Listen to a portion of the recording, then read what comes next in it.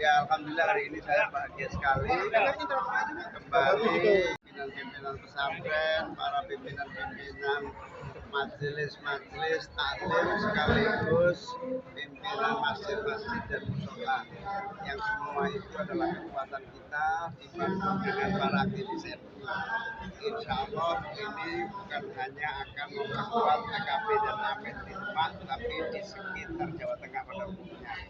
Ini adalah kekuatan modal yang besar dan untuk kesekian kalinya kita akan terus menjadikan Demak sebagai kekuatan basis yang harus terjaga dan menang di setiap pemilu. Karena itu saya terima kasih kepada kiai-kiai yang istiqomah konsisten. Gubernur kayak apapun akan tetap PKB dan Kami tadi ada menyebut pembiaran masalah pendidikan juga itu. Di Demak hari ini menjadi pemenang.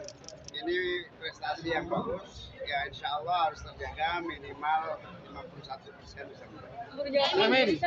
Jawa Tengah memang kita akan terus mengejar ketertinggalan. Kita masih kalah dengan Ganjar, tapi kita akan terus upayakan minimal.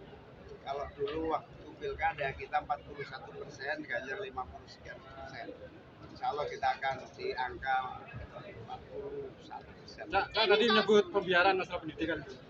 Ya, pendidikan kita begitu luar biasa, tumbuh bukan karena negara, tumbuh karena partisipasi pesantren, Muhammadiyah, NU yang itu harus terus diberi support oleh negara. Nanti kalau Amin menang, semua pembiayaan seperti pajak-pajak bagi pendidikan, pajak-pajak bagi PBB-nya, pajak-pajak yang memberatkan lembaga pendidikan harus ditiadakan.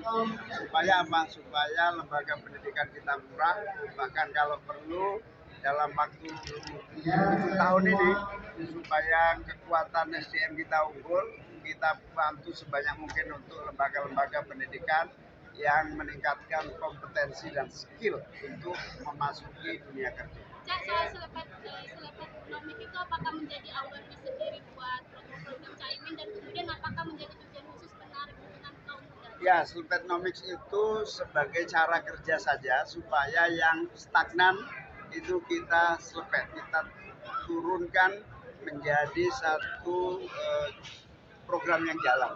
Misalnya, kalau yang tidak merata pembagian anggaran harus rata. Sekarang ini anggaran nasional 80% di pusat, 20% di daerah. Kita akan balik atau setidaknya 50% daerah, 50% pusat. Supaya apa? Supaya kota-kota, desa-desa, kabupaten-kabupaten bisa tumbuh. Sehingga apa? Apa yang disebut pertumbuhan ekonomi tumbuh di bawah, bukan menunggu dari atas. Ini yang disebut keadilan, pemerataan. Terus Gung, tanggapannya itu Gus. Nah, perubahan paradigma pembangunan tidak kepada proyek ambisius, tapi kepada pemerataan yang terjadi. Pertumbuhan ekonomi tidak 7%, karena 7% itu pasti tidak merata. Kita ingin 5,6 sampai 6,5%, yang penting merata. Kalau sudah tinggi nggak ada gunanya kalau nggak merata, hanya segelintir orang yang maju, hanya segelintir orang yang makmur. Tapi kalau pertumbuhan berdasarkan pemerataan, ya 5% tapi merata. Daripada 7% hanya membuat orang kaya 1-2 orang. Terus tanggapannya tentang itu cadangannya Zulhas. Ya, jangan berpolitik, jangan terlalu serius sehingga bawa-bawa ke urusan ibadah. Yuk.